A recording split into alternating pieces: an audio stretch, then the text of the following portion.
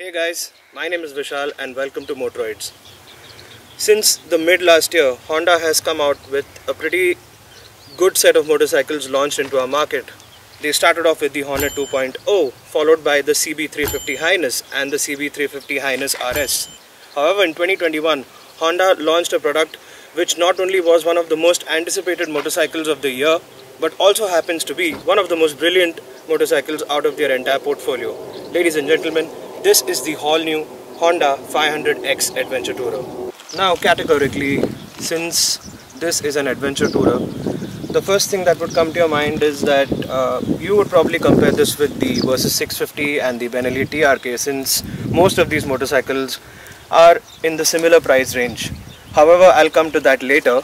Take one look at this motorcycle and you will see that this is not bulky at all. It stands really tall. It has a ground clearance of about 180 millimeters, and Honda have really managed to keep the frame and the entire body centralized. The mass and the entire engine weight of this motorcycle is pretty centralized.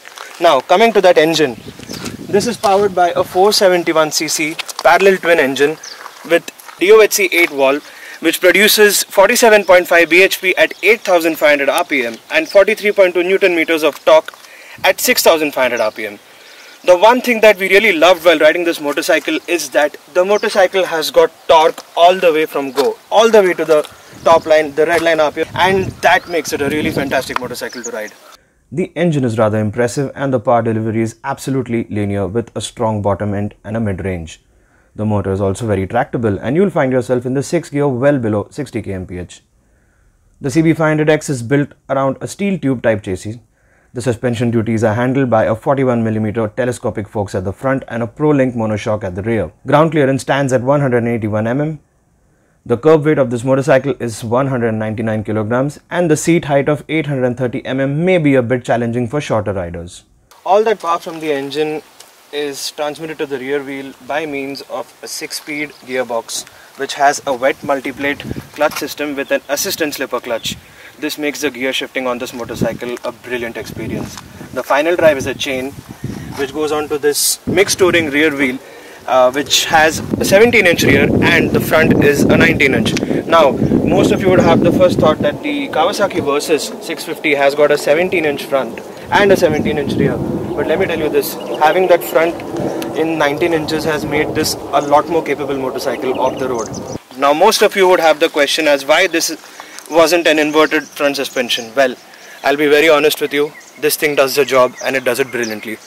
The rear suspension on this bike has a monoshock Pro-Link. It has a 9-way adjustable preload and that accounts for almost 150 mm of travel. With a suspension setup that is so adaptive and performs well on the road and off the road, the question that arises is that how good are these tires? Well, Honda has given these a Dunlop Mixed Tour series of tires. The front wheels are 19 inches and the rear wheels are 17 inches. This comes in really handy when we go off the road because having that bigger sized front wheel definitely helps us in getting a lot more stability and control on the motorcycle. Coming to the brakes, we have the 310mm single disc brakes in the front and the 240mm disc on the rear. Windshield so far in our test ride has proven pretty good. It breaks the wind quite easily. Let me show you the new instrument cluster on the CB500X. This entire setup is a complete LED. It has your standard select button that shows you the constant average, your trip, distance ridden, and etc. We aren't able to tell you how good this performs at night since we have only got this motorcycle for us during the day, but we will let you know about it eventually. Fuel capacity sits at a whopping 17.7 liters. Honda claims to give an average, this gives an average of about 28.6 kilometers to the liter. But once again, we will know the real-time average of this motorcycle when we take it for a longer test, and only then we will be able to tell you the entire range of this motorcycle. So, I've spoken a lot about this motorcycle to you, and most of you would be having the one question: how does this new parallel twin sound? Let me show it to you.